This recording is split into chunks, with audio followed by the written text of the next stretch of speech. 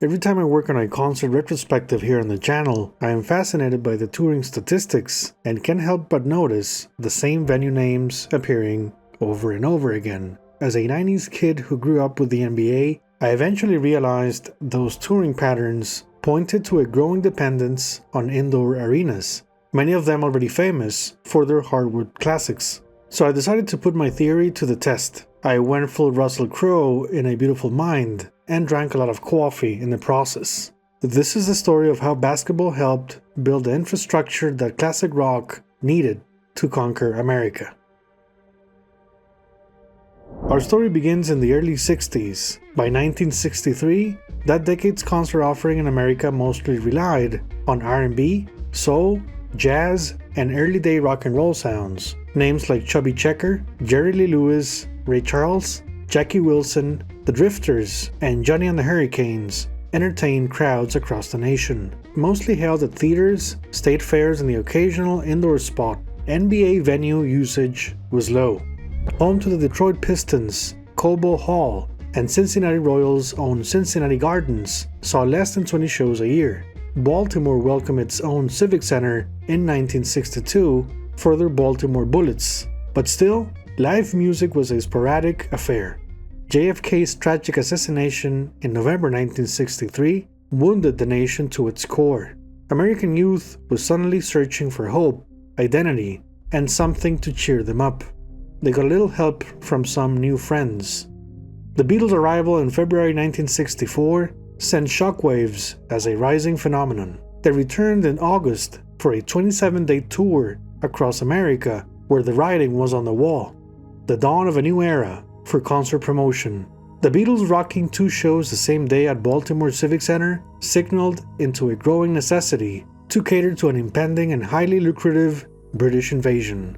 Audiences wanted frequent and bigger events, but there was a problem. Promoters were still relying on a chaotic patchwork of music clubs, ballrooms, civic auditoriums, and temporary fairgrounds. There was no unified infrastructure for what rock music was rapidly becoming, and open-air stadiums had both weather and limited PA system challenges. By 1966, the Beatles played their last US tour. The Rolling Stones were on their second American run, while the Yardbirds, with future Hall of Famers Jimmy Page and Jeff Beck, played almost 100 shows on US soil. 1967 was the year of the Summer of Love, and crucial to our timeline. The NBA had expanded to the Chicago Bulls at the old Chicago Stadium. The Seattle Supersonics took the city's Center Coliseum, and the San Diego Rockets arrived at the still brand new San Diego Sports Arena. But basketball didn't stop there. A rivaling league stepped in to challenge the NBA. A dose of healthy competition was born through the American Basketball Association.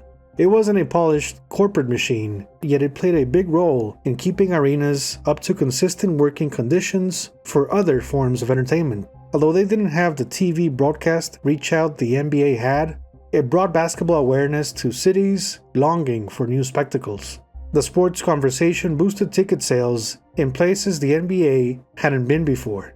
The ABA's word-of-mouth momentum was real. With their own signature red, white, and blue colors and fast break action, their basketball business was on. The league's first season had 11 teams. The venues were a hybrid mix of old auditoriums from the 30s and 50s, armories, fairgrounds, and modern locations like Pittsburgh's Civic Arena, Oakland Arena, plus the Metropolitan Sports Center Minnesota, and the Anaheim Convention Center. The NBA didn't stay behind in construction. 3 of the most legendary rock and roll staples opened its doors back to back. The 76ers moved to Philadelphia's Spectrum on September 30th, 1967.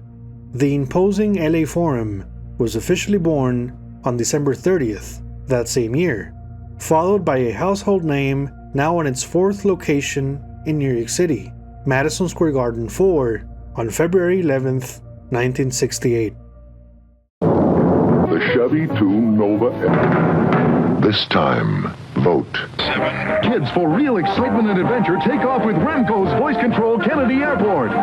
The NBA's 23rd season saw the arrival of 2 teams, the Phoenix Suns and Milwaukee Bucks. putting both Milwaukee Arena and Arizona's Veterans Memorial Coliseum on the map. 1968 looked promising, with the NBA versus ABA clashing for basketball dominance. It was great venue publicity for both leagues, keeping everything from security and electrical systems to concessions and plumbing operating at full capacity. Although the ABA would move a couple of teams to different venues, the list of arenas was added to a concert database that would cover markets across the states.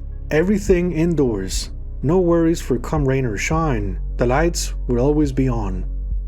A comparison of concert activity in 1968 reveals the shift already taking place. Even with the Beatles off the road forever and Elvis Presley slowly working out his comeback, Jimi Hendrix, Cream, Iron Butterfly, Steppenwolf, The Doors, and The Who were no longer simply playing theaters or civic halls.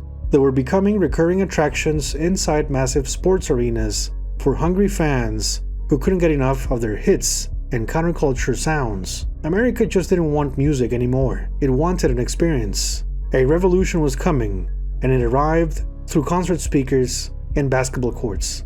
What had once been a scattered touring circuit was rapidly becoming a national arena network. Small clubs still existed for upcoming bands like, say, Deep Purple, but now there was a prize, an achievement on the horizon. Play an ABA or NBA arena and you were on a steady path to riches.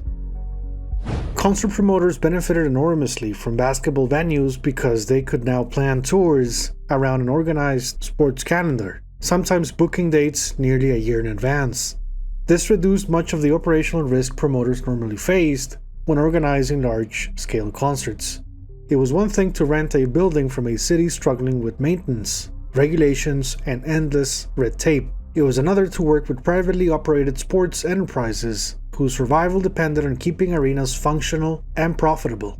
The new venue standard was the basketball standard. NBA and ABA arenas were suddenly hosting hundreds of thousands of fans, not just for sports, but for some of the biggest concerts in America.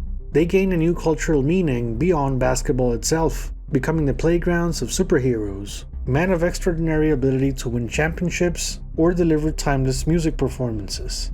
The very moment where show business looked into the future. The ABA kept a revolving door of team relocations while welcoming brand new arenas like Virginia's Giant Hampton Coliseum, Texas' own Tarrant County Convention Center, and Utah's Salt Palace. The NBA expanded to 17 teams, with the Portland Trailblazers at the Veterans Memorial Coliseum, the Buffalo Braves at the city's Memorial Auditorium, and the Cleveland Cavaliers at the local arena. The Houston Rockets moved to the Hofheinz Pavilion, which opened its doors in December 1969, miles and miles away, searching for the songs to play. American and British bands worked closely with record labels and middlemen to promote album sales across the growing basketball arena circuit. England simply didn't possess the indoor venue capacity the United States now offered.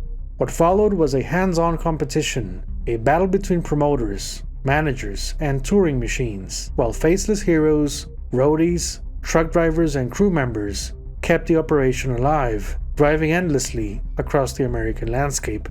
Finally, what the new concert business created was mass appeal for bands and musicians with recognizable identities rather than interchangeable characters. At the same time, these bands were walking closely with FM radio playing albums. As opposed to the old ballroom-era big bands and popular music ensembles, the product now became the human element, dignifying musicianship as more than hit singles, but an event itself. The post-Woodstock data underlines the evolution of the cult of personality, now here to stay.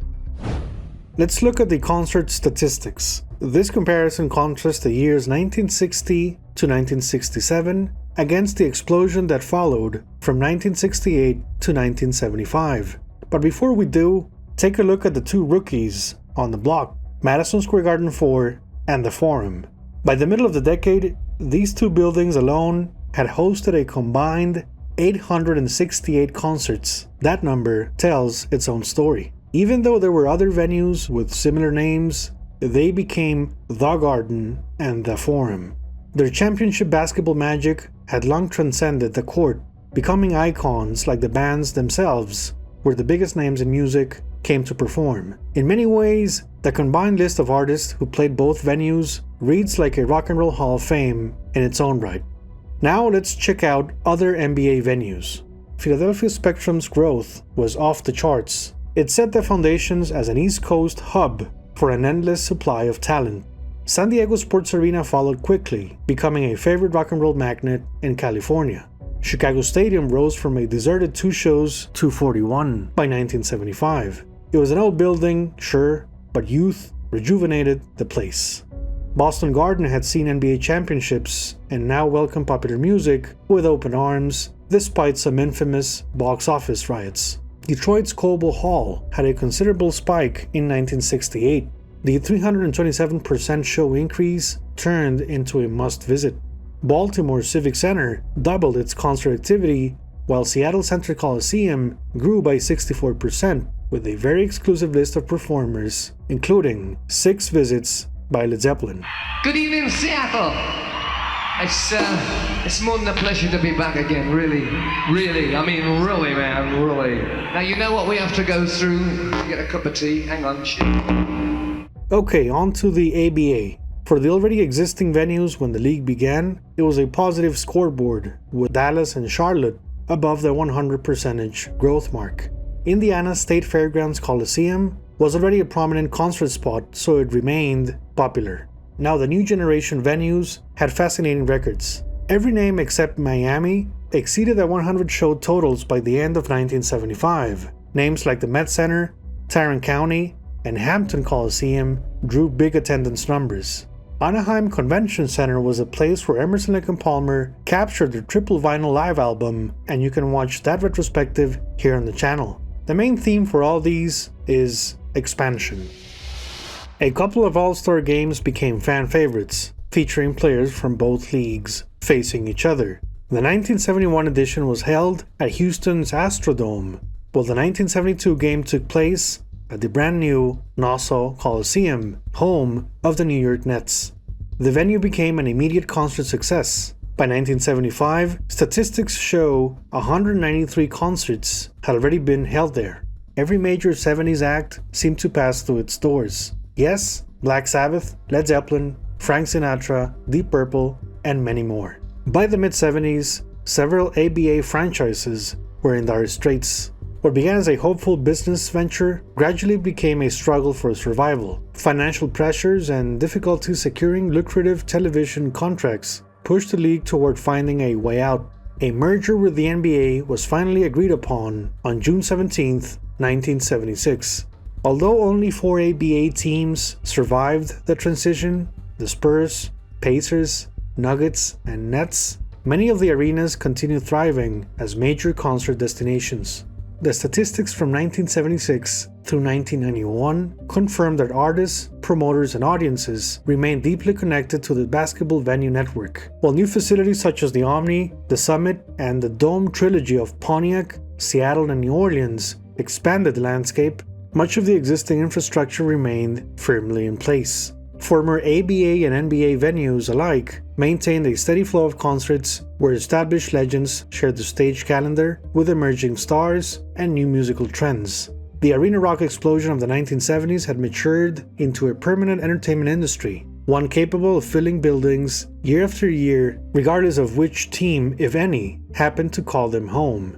Philadelphia's Spectrum became one of the busiest concert venues in America, regularly hosting between 80 and 125 shows per year. Madison Square Garden remained a powerhouse throughout the 1980s, often exceeding 100 concerts annually. Out west, the Forum continued its reign as a premier destination, while San Diego Sports Arena maintained a remarkably consistent schedule.